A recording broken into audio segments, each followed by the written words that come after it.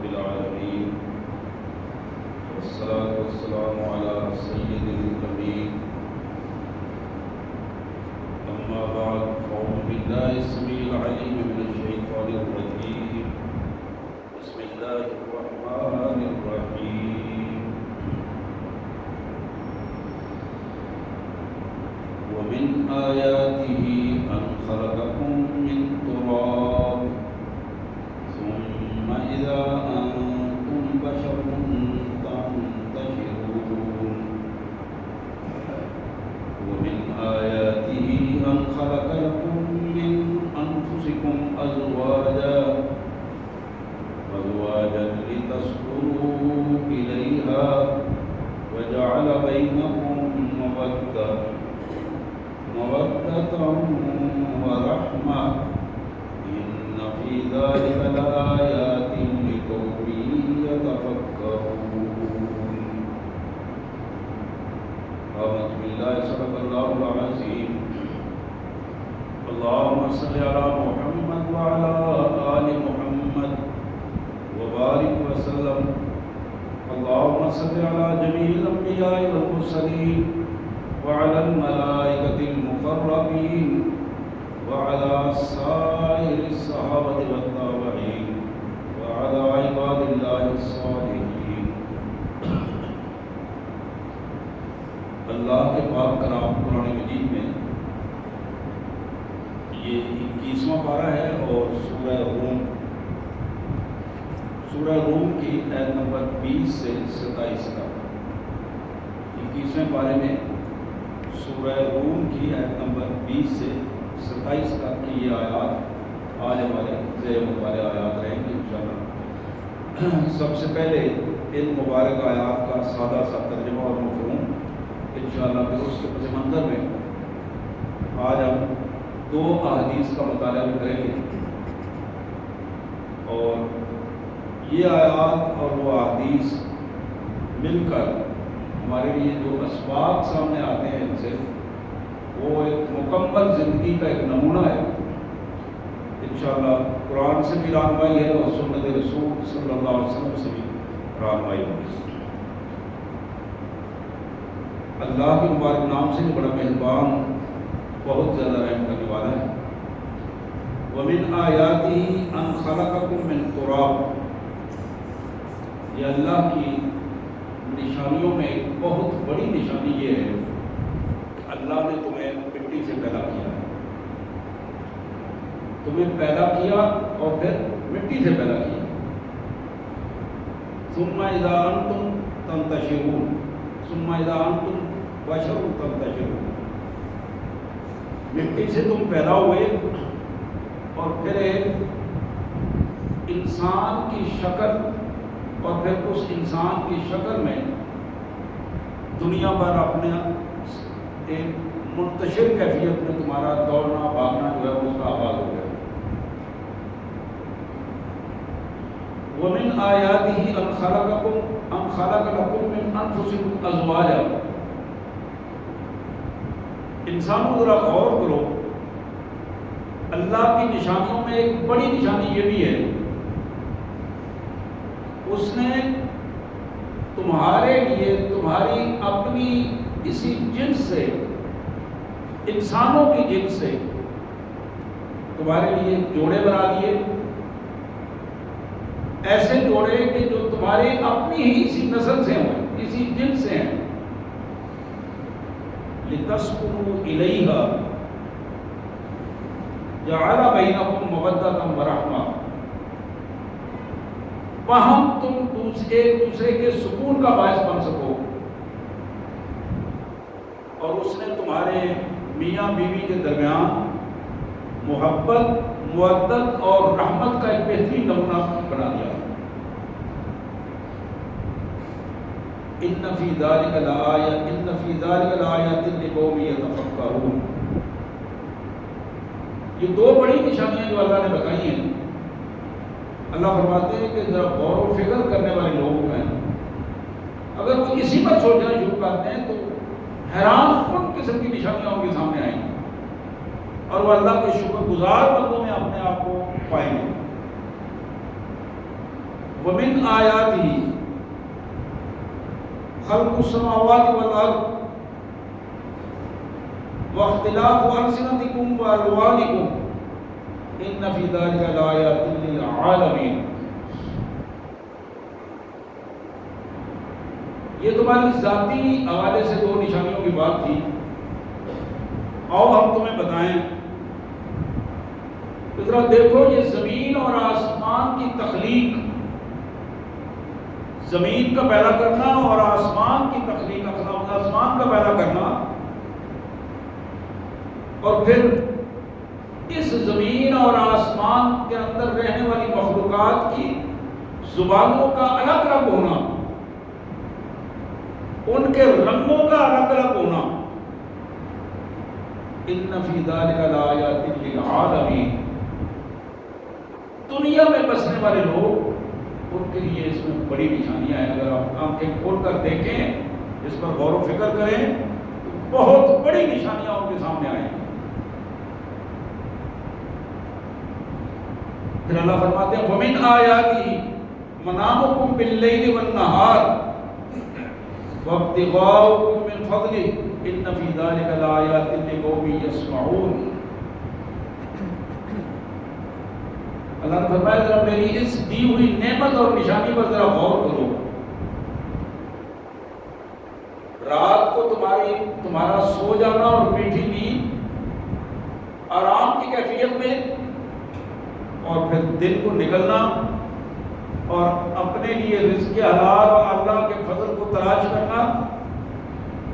حقیقت یہ ہے کہ جو لوگ توجہ سے اس بات کو سن رہے ہیں، انہیں اس کا ادراک ہو جاتا ہے کہ واقعی یہ کمال قسم کا نظام ہے جس مالک نے تیار فرمایا ہے. پھر اللہ فرماتے ہیں وَمِنْ آیَاتِهِ يُرِيكُمُ الْبَرْقَ خَوْفًا وَطَمَعًا وَيُنَزِّلُ مِنَ السَّمَاءِ مَاءً فَيُحْيِي بِهِ الْأَرْضَ بَعْدَ مَوْتِهَا إِنَّ فِي ذَلِكَ لَآيَاتٍ لِقَوْمٍ يَعْقِلُونَ. کائنات کے مالک نے فرمایا کہ تم ذرا میری اس نعمت پر بھی غور کرو، جو نعمت دونوں طرح کام کرتی ہے.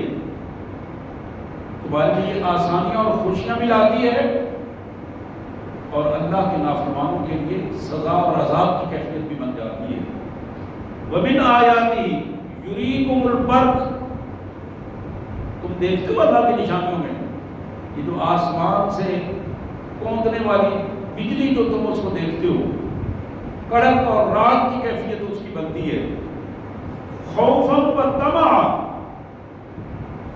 اس کو دیکھ کر تمہارے دل ڈر جاتے ہیں، تم خوف زدہ ہو جاتے ہو کہ جہاں یہ گرے گی یہ تو تباہی مچا دے گی. وطمعاً. اور پھر اس بجلی کے حوالے سے تمہارے ذہنوں میں یہ بھی بات آتی ہے کہ اللہ تعالیٰ بارش برسائیں گے، اور پھر ہمارا ایک نظام جو ہے وہ زمین کی رویدگی ہوگی اور ایک نظام بنے گا. وَيُنَزِّلُ مِنَ السَّمَاءِ مَاءً. اللہ بجلی تمہیں دکھاتا ہے لیکن نعمت تمہارے لیے بارش کی برساتا ہے، اور اسی سے ایسی زمین جو بالکل بنجر ہو چکی ہوتی ہے، اس زمین میں اللہ تعالیٰ زندگی پیدا کر دیتے ہیں. ان فی ذلک لآیات لقوم یعقلون. عقل مند لوگ، عقل کو استعمال کرنے والے لوگوں کے لیے بڑی نشانیاں ہیں اس میں. وہ ذرا اپنے سوچ اور فکر کے دروازے کھولیں، اور پھر انہیں اس کا اندازہ ہو کہ اللہ تعالیٰ کے یہ انعامات، اللہ کی نعمتیں، اس کی قدرتیں کتنی زیادہ ہیں انسانوں کی آسانیوں کے لیے. لیکن انسان کے رویے کیا ہیں؟ وہ بالکل ایک الگ پہلو ہے. پھر اللہ فرماتے ہیں وَمِنْ آیَاتِهِ أَن تَقُومَ السَّمَاءُ وَالْأَرْضُ بِأَمْرِهِ ثُمَّ إِذَا دَعَاكُمْ دَعْوَةً مِنَ الْأَرْضِ إِذْ أَنْتُمْ تَخْرُجُونَ. لوگوں کبھی اس پر غور کرو، اللہ کی اس نشانی پر بھی کہ یہ آسمان اور زمین اس کے حکم سے قائم ہے. دوسری جگہ آتا ہے کہ اگر ہم چاہیں آسمان کو حکم دیں وہ ٹکڑے ٹکڑے ہو کر اس کائنات پر گر جائے اور مخلوقات میں کوئی بھی زندہ نہ بچ سکے. یہ زمین جو تیزی سے گھوم رہی ہے، ہم چاہیں تو اس زمین کو الٹا دیں اور یہ ساری کی ساری چیزوں کو لے کر تو ہم تباہی اور بربادی کا پیغام لے کر آئے.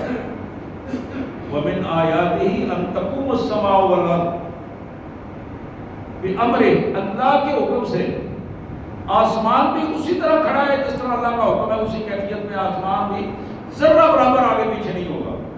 اور زمین کو بھی جو مدار اللہ نے عطا کیا ہے اس اپنے مدار میں بھی گھوم رہی ہے، اور سورج کے گرد جو اس کا مدار بنایا اس میں بھی وہ گھوم رہی ہے. بِأَمْرِهِ، یہ سارے کام اللہ کے حکم سے ہو رہے ہیں. اور پھر اصل بات کیا ہے جو انسانوں کی دعوت، انسانوں کے لیے اس میں دعوت فکر کیا ہے؟ ثم اذا دعاكم دعوة من الارض اذ انتم تخرجون، وہ وقت آئے گا جب ہم تمہیں ایک بلاوا، صرف ایک بلاوا ہوگا، اور وہ بھی ایسی زبان میں ہوگا جو ہر ایک کو سمجھ آئے گی. پھر جب ہم تمہیں حکم دیں گے زمین کے ہر حصے سے، زمین کے اندر جو جو انسان ہوگا اسی طرح اسی جگہ پہ کھڑا ہو جائے گا. وَلَهُ مَنْ فِي السَّمَاوَاتِ وَالْأَرْضِ كُلٌّ لَهُ قَانِتُونَ. انسانوں اس کو بات کو توجہ سے سنو کہ زمین اور آسمانوں میں جو کچھ ہے كُلٌّ لَهُ قَانِتُونَ، ہر چیز اپنے مالک کی فرما برداری کرتی ہے. كُلٌّ لَهُ قَانِتُونَ، یہ اختیار صرف انسانوں اور جنوں کو ہے. انسانوں اور جنوں کو مکلف بنایا گیا ہے. انسانوں اور جنوں کا حساب ہوگا، لیکن کائنات کی باقی جتنے ایلیمنٹس ہیں، جتنی چیزیں ہیں، چھوٹی ہیں بڑی ہیں، ذرات سے لے کر آسمانوں تک، کل لہ قانتون، ایک ایک چیز اپنے اللہ کے حکم کی پابند ہے اور خوشی سے اللہ کی فرما برداری میں ہے. وَهُوَ الَّذِي يَبْدَأُ الْخَلْقَ ثُمَّ يُعِيدُهُ وَهُوَ أَهْوَنُ عَلَيْهِ وَلَهُ الْمَثَلُ الْأَعْلَى فِي السَّمَاوَاتِ وَالْأَرْضِ وَهُوَ الْعَزِيزُ الْحَكِيمُ. یہ آخری آیت ہے سورہ کی، آیت نمبر 27. اللہ وہ ذات گرامی جس نے اس مخلوق کی تخلیق کا آغاز فرمایا. وَهُوَ الَّذِي يَبْدَأُ الْخَلْقَ، جتنی کائنات میں مخلوقات ہیں ساری کی ساری مخلوقات کو ایک حکم کے ساتھ کائنات کے مالک نے پیدا فرمایا. اذا اراد شیئا ان یقول له کن فیکون، جب کسی چیز کا ارادہ اللہ فرماتے ہیں اس کام کو صرف اتنا حکم دیتے ہیں کہ ہو جا، وہ اسی طرح اللہ کی مرضی کے مطابق ہو جاتا ہے. فیکون، اللہ نے اس کائنات کی ساری مخلوقات کو پیدا فرمایا. اور میرے پیارے بھائیوں اور میری بہنوں، اس پہ ذرا غور کرو کہ مخلوقات کی ہزاروں اقسام آج تک سائنسدانوں نے فائنل نہیں کر سکے کہ ٹوٹل مخلوقات اتنی ہیں، ہاتھ بڑھتی چلی جا رہی ہیں اور نئی سے نئی مخلوقات سامنے آ رہی ہیں. پانی کی مخلوقات ہیں، ہواؤں کی مخلوقات ہیں، زمین میں چلنے والی مخلوقات ہیں، جنگلوں میں مخلوقات ہیں، آبادیوں میں مخلوقات ہیں، انسانوں اور جنوں کے علاوہ ہزاروں قسم کی مخلوقات. اور آپ کے یہ علم میں ہے کہ صرف ایک مخلوق ایسی ہے جس کو کائنات کے مالک نے اشرف المخلوقات کہا ہے. اشرف المخلوقات، صرف ایک مخلوق، باقی کسی کو یہ ٹائٹل نہیں ملا. اشرف المخلوقات، تمام پیدا کی جانے والی چیزوں میں سب سے شرف، عزت اور مرتبے والی مخلوق، اس کا نام انسان ہے. اس کا نام انسان ہے. اور اس کے بارے میں قرآن نے کہا کہ ہم نے اسے احسن تقویم میں پیدا کیا ہے. جس سانچے میں ہم نے انسان کو ڈالا ہے اس سانچے میں کسی اور مخلوق کو نہیں ڈالا. احسن تقویم کا یہ مطلب ہے کہ وہ سانچہ جس میں انسان کو ڈالا گیا ہے اس سانچے میں کوئی اور مخلوق نہیں بن سکتا.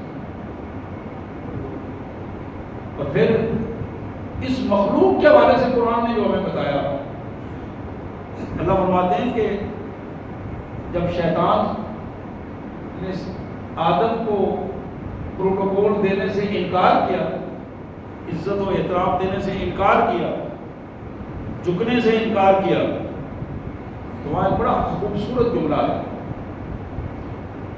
اللہ فرماتے ہیں کہ تم نے میرے اس حکم سے سرتابی کی ہے کہ تم اس انسان کے سامنے نہیں جھکے. یہ میرا حکم تھا، انسان کا حکم نہیں تھا. خلق تو بیدیا، اس انسان کو میں نے اپنے دستے قدرت سے پیدا کیا ہے. پوری کائنات بنائی ہے کلمہ کن سے بنائی ہے، کلمہ کن سے بنائی ہے. جس چیز کو بھی بنانے کا ارادہ فرمایا اس کو کہا ہو جا، ہو گیا. لیکن اس اشرف المخلوقات اور احسن تقویم کے بارے میں فرمایا خلق تو بیدیا. ابلیس کو مخاطب کرتے ہو تمہیں کیسے ضرورت ہوئی کہ میرے اس حکم سے تم نے سرتابی کی؟ اس مخلوق کو میں نے تو اپنے ہاتھ سے پیدا کیا ہے، دستے قدرت سے میں نے بنایا ہے. اس کا شرف تم نہیں دیکھ سکتے. تو میرے پیارے بھائیوں، یہاں جس پہلو سے قرآن مجید نے اس آخری آیت میں ہمارے سامنے جو چیز رکھی، وَهُوَ الَّذِي يَبْدَأُ الْخَلْقَ، کائنات کے مالک نے اس کائنات کا آغاز مخلوقات سے فرمایا. ثُمَّ يُعِيدُهُ، پھر ایک وقت آئے گا کہ اس پوری کائنات کو ریلیویٹ کر دیا جائے گا اور پھر نئی کائنات بنائی جائے گی. ثُمَّ يُعِيدُهُ، پھر وہ اس کو نئے انداز میں اس کا اعادہ فرمائے گا. وَهُوَ أَهْوَنُ عَلَيْهِ، اس کے لیے کوئی مشکل نہیں ہے، اس کے لیے یہ کوئی مشکل نہیں ہے. وَهُوَ أَهْوَنُ عَلَيْهِ وَلَهُ الْمَثَلُ الْأَعْلَى فِي السَّمَاوَاتِ وَالْأَرْضِ، زمین اور آسمان پر مشتمل اس پوری کائنات میں مالک نے جو جو چیزیں پیدا فرمائی ہیں، ایک سے ایک چیز بہترین اللہ تعالیٰ کے تخلیق کی مثال پیش کرتی ہے. وہ العزیز، وہ پوری طرح طاقت رکھتا ہے، قوت والا ہے، طاقت والا ہے، اختیارات والا ہے. الحکیم، دانا ہے، اپنی طاقت، اپنے اختیار اور اپنی قوت کو استعمال کرنا جانتا ہے. سبحان اللہ و بحمدہ، سبحان اللہ العظیم و بحمدہ، استغفر اللہ. یا کریم، یا رحمت الراحمین، یا ذا الجلال والاکرام. یہ آیات تھی 21ویں پارے میں سورہ روم کی آیات، آیت نمبر 20 سے 27 تک، جس کا ترجمہ اور مفہوم ترجمانی کے انداز میں نے آپ کے سامنے رکھا ہے.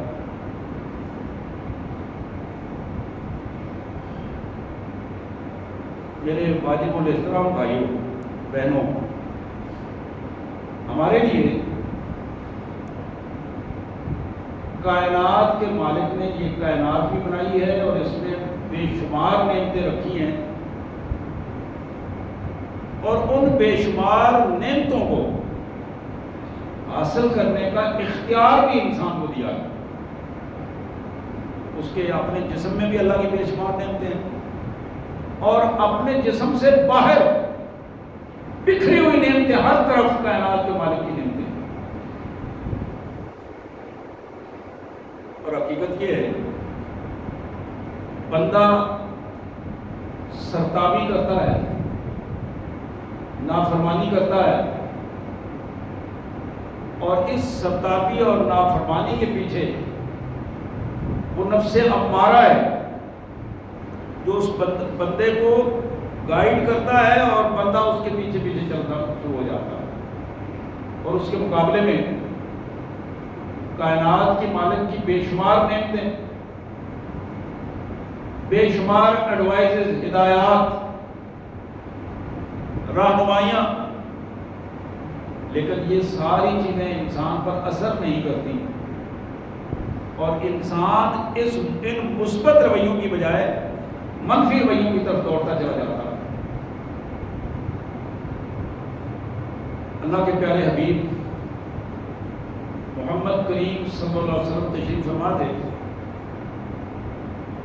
یہ حدیث مبارک جو میں پڑھ رہا ہوں ابو داؤد میں ہے، ترمذی میں ہے، نسائی میں ہے، مشکات شریف میں ہے۔ صفوان بن عسال رضی اللہ تعالیٰ عنہ صحابی ہیں،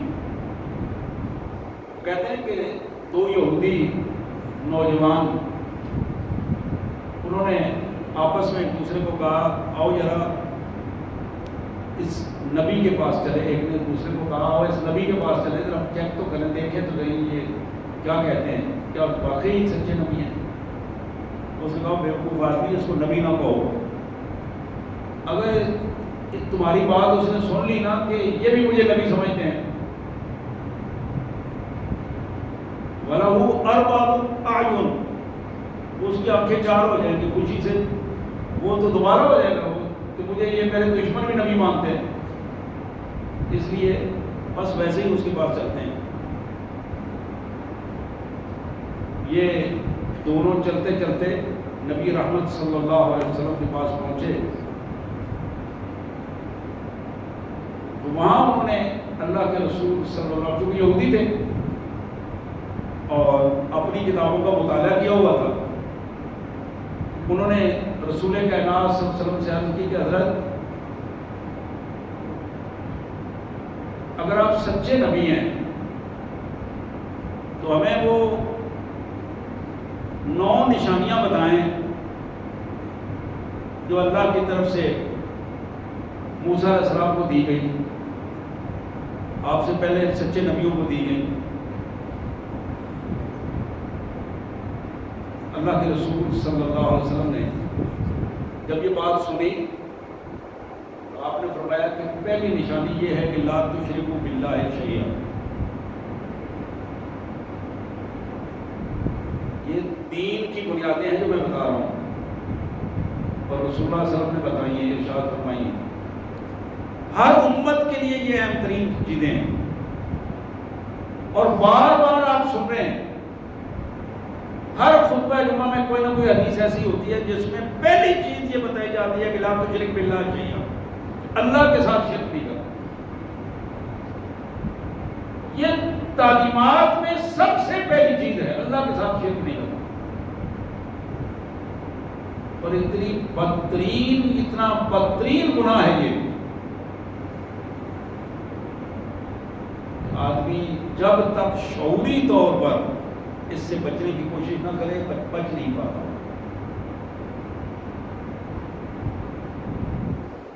ایک پہلو بڑا اہم ہے، عام سمجھدار آدمی جو قرآن مجید کا مطالعہ کرتا ہے، اللہ کے رسول صلی اللہ علیہ وسلم کی حدیث کا مطالعہ کرتا ہے، یقیناً وہ باہر جو اس کو سامنے شرک کی علامات نظر آتی ہے اس سے بچ جاتا ہے۔ کسی انسان کے سامنے سجدہ ریز نہیں ہوتا، کسی قبر کے سامنے سجدہ ریز نہیں ہوتا۔ اگر کوئی اس طرح کا بدبخت ہے جو قبروں کو سجدے کرتا ہے، انسانوں کو سجدے کرتا ہے، مردوں اور زندوں کے سامنے جھک جاتا ہے، ایسا بدبخت اپنے لیے بھی ذلت کا نمونہ بن جاتا ہے اور قوموں کو بھی برباد کر جاتا ہے۔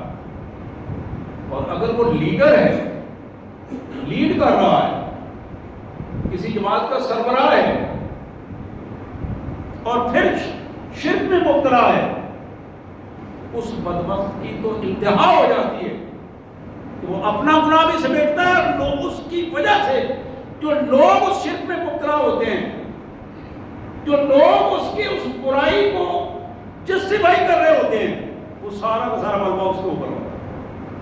لوگوں کو الگ شرک کا جرم کا سزا الگ ملے گی، لیکن یہ جو لیڈ کر رہا ہے، یہ جو مولوی صاحب ہیں، یہ جو پیر صاحب ہیں، یہ جو چودھری صاحب ہیں، یہ جو کسی جماعت کے صدر صاحب ہیں، چیئرمین صاحب ہیں، امیر صاحب ہیں، کوئی فرق جب وہ لوگوں کے سامنے مشرکانہ رویے رکھتا ہے اور اس کی بدبختی تو لوگوں پر ظاہر ہو جاتی ہے، لیکن اس سے بڑے بدبخت وہ لوگ ہوتے ہیں جو مشرکانہ رویوں کو دیکھ کر اس کی جسٹیفیکیشن دینا شروع کر دیتے ہیں، اس کو جائز قرار دینا، تعویلیں کرنا شروع، نہیں جی اس طرح نہیں، اس طرح کر ہو رہا تھا۔ تو میرے پیارے بھائیوں، شرک ایک ایسا گناہ ہے، یقین کیجئے کہ اس کی کوئی جسٹیفیکیشن نہیں، بلکہ یہاں تک کہ احادیث میں اور قرآن میں جس حد تک بتایا گیا کہ شرک کا جو شائبہ ہے، جہاں شرک نظر آ رہا ہو، اگر بندہ مومن اس سے بھی نہ بچے تو وہ بھی اس میں شامل ہونے کی کیفیت میں آ جاتا ہے۔ حلال جانور کو کسی ایسی جگہ پر ذبح کرنے سے منع کر دیا گیا جہاں مشرک لوگ اپنے جانور لا کے ذبح کرتے ہیں، یعنی حلال جانور وہ بسم اللہ اللہ اکبر پڑھ کے اسے ذبح کرنا چاہتا ہے، حلال طریقے سے ذبح کرنا چاہتا ہے، اللہ کے نام پر ذبح کرنا چاہتا ہے، لیکن اسے روک دیا گیا تم وہاں ذبح نہیں کرو گے جہاں مشرک لوگ ذبح کرتے ہیں، اس لیے بھی شرک کا شائبہ نہ ہو۔ تو میں یہ عرض کر رہا تھا، ان یہودیوں کو بتایا گیا تمہاری کتابوں میں، تم سے پہلے کتابوں میں، آج ہمارے دین میں، اس شریعت میں یہ پہلا جرم ہے جس سے اللہ نے سارے لوگوں کو منع کر دیا کہ تم اپنے آپ کو قابو کرو، لا تشرکوا باللہ شیئا، اللہ کے ساتھ ذرہ برابر بھی شرک نہیں کرنا۔ اور شرک کا ایک بڑا اہم پہلو جو میں آپ سب بہنوں اور بھائیوں کے سامنے رکھنا چاہتا ہوں، اس میں ذرا اور زیادہ غور کیجیے۔ قرآن نے کہا کہ جو بندہ اپنی انا میں ڈوبا ہوا ہے، اپنی انا میں ڈوبا ہوا ہے، اپنے نفس کے چکر میں پڑا ہوا ہے، اپنے آپ کو بڑا سمجھتا ہے، اپنی بات کو بنوانا چاہتا ہے، ہر جھوٹے سچے ماحول میں چاہتا ہے کہ میری بات کو تسلیم کیا جائے، اس نے دوسرے الفاظ میں نعوذ باللہ اپنے آپ کو خدا سمجھ رکھا، بنا رکھا ہے۔ فرعون تو کہلواتا تھا نا کہ انا ربکم کو بلا رہا، آج اللہ کو ماننے والے لوگوں میں اکثریت بے شمار لوگوں کی ایسی ہے جو اپنے انا میں ڈوب کر اپنے دین سے دور ہو چکے ہیں اور مشرکانہ رویوں کا الزام اپنے اوپر لے رہے ہیں جو حقیقت ہے۔ ارائیت من اتخذ الہہ ہوا، دیکھا میرا رسول تم نے ان کو، لوگوں تم دیکھتے نہیں ان لوگوں کو جنہوں نے اپنے خواہشات نفس کو اپنا خدا بنا رکھا ہے۔ اور یہ شرک کی ایک بدترین کیفیت ہے، اور اس کیفیت میں مجھے تو نہیں علم، لیکن مجھے اپنے بارے میں یہ معلوم ہے، آپ کو اپنے اپنے حوالے سے جائزہ لینا ہے کہ ہمارے اندر اس انا کی کیفیت کتنی ہے، جس انا کی وجہ سے ہم مشرکانہ کے انگلش میں تو نہیں آ جاتے، اس انا کو اپنے اندر سے مارنا ہے، اس انا کو ختم کرنا ہے، جسے کہیں ایگو کا نام دیا جاتا ہے، کہیں پریسٹیج کا نام دیا جاتا ہے، کہیں خودی کا نام دیا جاتا ہے، مختلف حوالوں سے۔ بندہ مومن اپنے اللہ کے حضور اپنی پیشانی کو جب رکھ دیتا ہے تو پھر اس کی ساری خواہشات، اس کی ساری سوچیں ایک اکٹھی ہو کر اپنے مالک کے حضور عاجزی اور نیاز مندی کا ایک بہترین نمونہ بن جاتی ہے۔ اس نمونے کو اگر وہ اپنی پوری زندگی پر طاری کر دیتا ہے تو میرے پیارے بھائیوں یہی سب سے بڑا اس کا سب سے بڑا اثاثہ ہے۔ کہ اگر وہ شرک سے بچ جائے اور اپنے اندر سے اٹھنے والی وہ شرک کی آواز کو کنٹرول کر لیں، تو پہلی بات اللہ کے پیارے رسول صلی اللہ علیہ وسلم نے ان یہودی دو نوجوانوں کو جو پہلی بات بتائی، لا تشرکوا باللہ شیئا، پھر آپ نے ارشاد فرمایا ولا تسرقوا ولا تزنوا، چوری مت کرو، چوری مت کرو۔ اور آپ کے علم میں جو شخص مال کی چوری کرتا ہے، مال، پیسہ، اس کے بارے میں قرآن نے حد مقرر کر دی ہے کہ اگر ایک خاص حد تک چوری اس کی ثابت ہو جاتی ہے، اس کا ایک ہاتھ کاٹ دیا جاتا ہے، یعنی یہ حدود میں شامل ہے۔ اور کسی دور میں بھی چور کو سزا سے مستثنا قرار نہیں دیا گیا۔ ولا تسرقوا، اور اس سے میں آگے تھوڑا سا اگر عرض کروں، میرے بھائیوں، چوری صرف مال اور روپے پیسے کی نہیں ہوتی۔ آپ ذرا غور کریں گے تو پھر بہت سارے ایشوز آپ کے سامنے آئیں گے، اور سب سے بڑا ایشو مال و دولت کی چوری کے بعد علم کا چور ہے۔ علم کی چوری، بدترین چوری یہ ہے، علم کا سرقہ اسے کہا جاتا ہے۔ اسی طرح آپ اپنے ماحول میں جب دیکھیں گے کہ کون سا بندہ کس انداز میں کس دوسری فیملی، دوسرے بہن بھائی کی چوریاں کر رہا ہے، کسی کے اسٹیٹس کو چوری کرنا، عزت و احترام اور مرتبے کو چوری کرنا، کسی کو لیٹ ڈاؤن کرنے کی کوشش کرنا اور اپنے آپ کو بڑھانے کی کوشش کرنا، حالانکہ اس میں آدمی ایسا کرنے والا آدمی خود گر جاتا ہے۔ تو فرمایا ولا تسرقوا، چوری مت کرو۔ پھر فرمایا ولا تزنوا، زناکاری سے بچو، بدکاری سے بچو، بدکاری سے بچو۔ اور یہ غلیظ حرکت، ذلت اور رسوائی والا وہ عمل جس نے پورے معاشرے کو بھی بدبودار اور گندا کر دیتا ہے۔ لیکن اس میں جو جھوٹی کشش ہے، اس جھوٹی کشش نے اس ذلت اور رسوائی کے مقام کو آسان بنا دیا۔